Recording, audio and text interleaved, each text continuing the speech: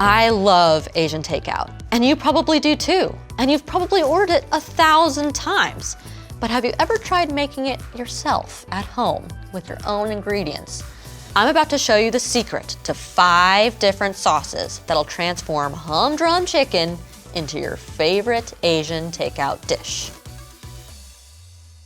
Our first sauce will be General Tso Sauce, which is the most popular Chinese takeout dish in America. Which is really funny because it's not actually Chinese at all. It is completely and 100% American. We'll start off with some mirin with some rice wine vinegar, soy sauce, of course, chicken broth because it's usually served with chicken, but it could be water, sugar, a very, very common ingredient in Chinese sauces, which is why they're so good, sesame oil, and cornstarch, which is what makes the sauce thicken up. And we're stirring this all together so that cornstarch doesn't clump. Let's turn on our skillet. This was canola oil. Here we've got our trinity. We've got some garlic.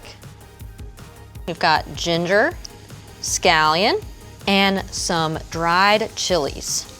So we're gonna stir fry this since it's not on high heat, we can actually do this for longer than like 15 seconds, which you would normally do in a stir fry.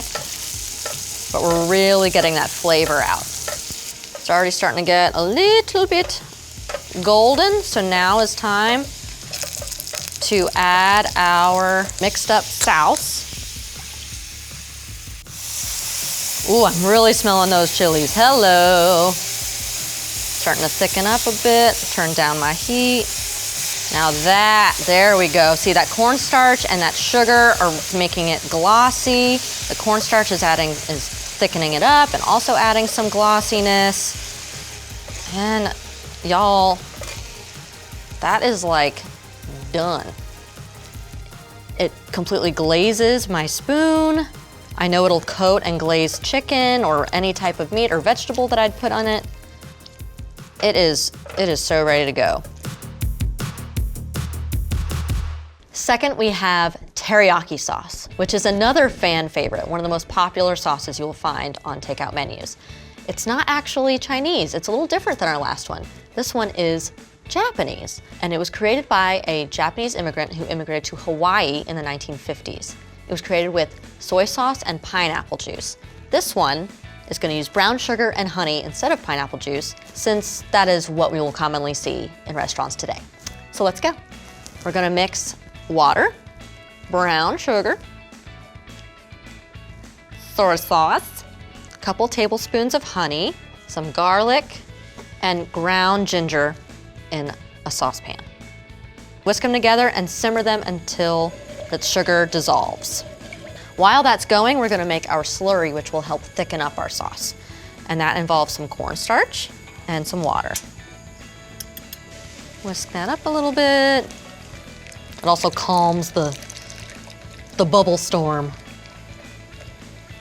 And you wanna add the slurry when it's nice and hot because that means it'll thicken quickly. And that's why you stir it in cold liquid before so that there are no clumps and it is easily dissolved. And there we go, and there was teriyaki sauce. So pretty much just sugar, soy sauce, and some garlic and ginger. Couldn't be easier.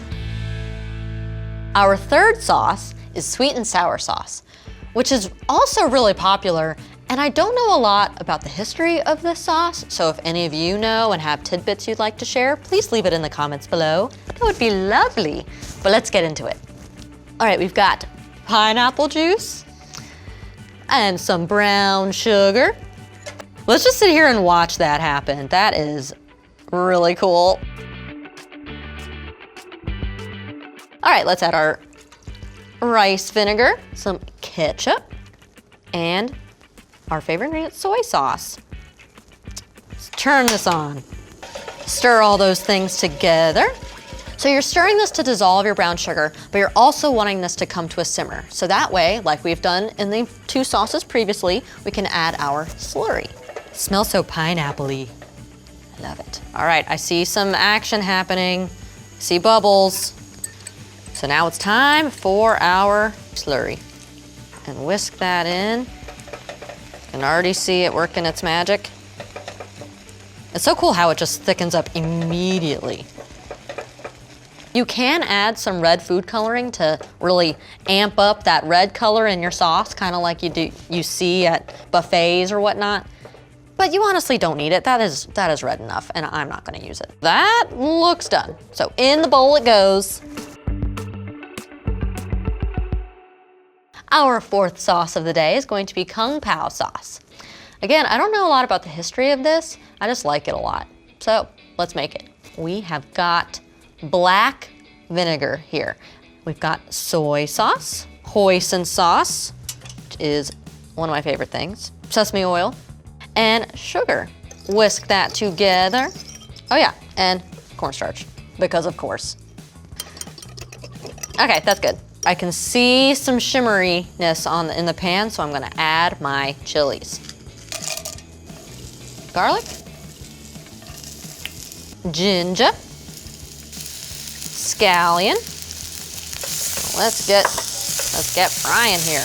Woo! Now I'm going to add the sauce ingredients. Now I'm seeing some golden things happening with my garlic and ginger.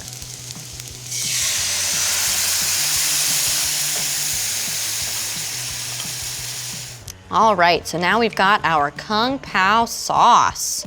So to finish off your Kung Pao dish, no matter what it is you make, it could be beef, it could be pork, it could be chicken, it could be shrimp, whatever you want, you gotta add peanuts. Peanuts don't go in the sauce, they go in the finished dish.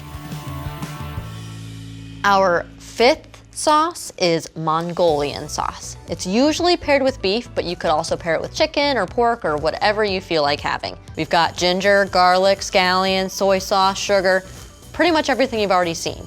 Let's add.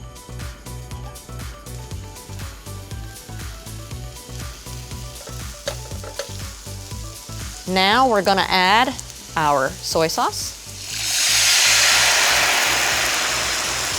and our sugar.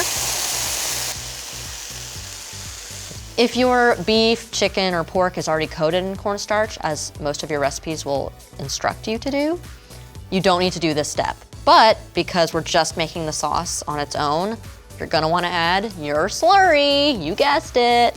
So grab your water, grab your cornstarch, mix them together. You may not even need all of this. You already see it's starting to thicken up. Whoa. Your Mongolian sauce is not quite as glazy as your other sauces. So we're done here. We are done with this one. So that means we're done with all of them. You wanna see how they taste on all of the things? Let's do it. So there you have it. The 5 different sauces that you can make in literal minutes. Please let me know your favorite. Leave a note in the comments. I would love to hear, even if there's a different one. Subscribe if you haven't already. And we'll see you next time. Why do I leave the house? This was great.